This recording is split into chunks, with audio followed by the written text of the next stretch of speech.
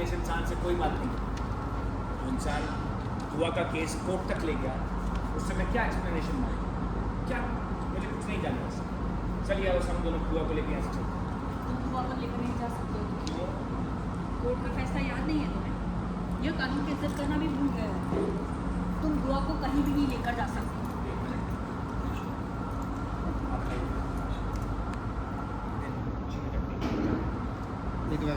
Inspector साहब, court का फैसला तो आपको पता ही है। कोर्ट ने कस्टडी मेरे पुत्र विक्रांत सलूजा को दी है।